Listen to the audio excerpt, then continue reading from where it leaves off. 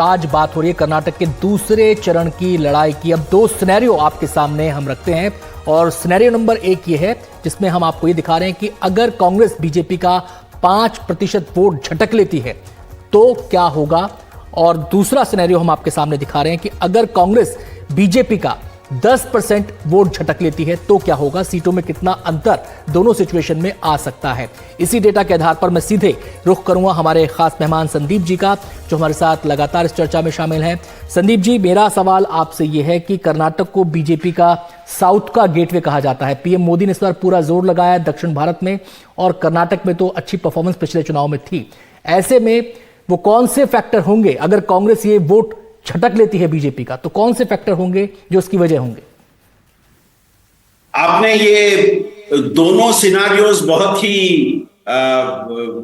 ही साफ सिनारियोज दिखाए हैं। क्या हो सकता है 5% वोट और क्या होता है 10% वोट अगर कांग्रेस की तरफ गया तो।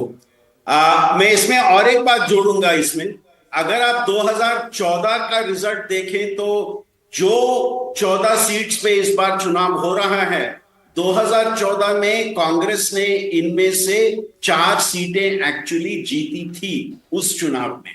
तो आपका पहला सिनारियो जो है 5% वोट अगर कांग्रेस की के तरफ गई और 4 सीट उनके तरफ गए, वो एक तरफ से 2014 का सिनारियो आप दर्शा रहे हैं, जब उस समय भी 10 और 4 का डिवीजन इन 14 सीट्स में हुआ था।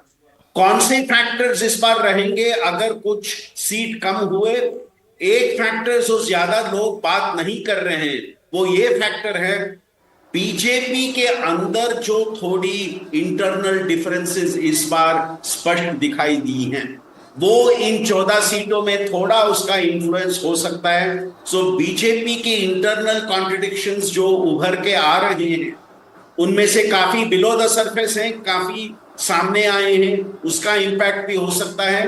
दूसरा फैक्टर है कांग्रेस के जो गारंटीज हैं उसका एक इंपैक्ट। एक ध्यान में रखिए, इस 14 सीटों में कल्याण कर्नाटका, जो पहले लोग हैदराबाद कर्नाटका बुलाते थे, कल्याण कर्नाटका रीजन कर्नाटका का सबसे बैकवर्ड रीजन्स में से एक है, और वहां पे इस बार चुनाव हो रहा है, और वहां पे इस कांग्रेस के गारंटीज का थोड़ा इंपैक्ट शायद देखने को मिलेगा।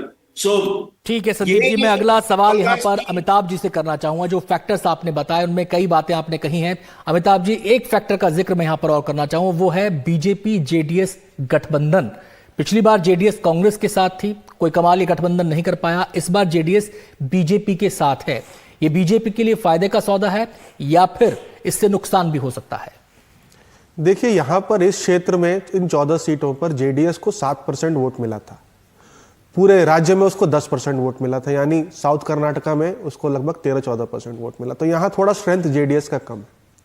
जो प्रज्वल रेवन्ना का जो केस है वो कहीं ना कहीं बैकफायर भी हो सकता है कांग्रेस पार्टी पर, क्योंकि इसको गौड़ा फैमिली ने वो कलिगा अस्मिता के साथ जोड़ दिया है।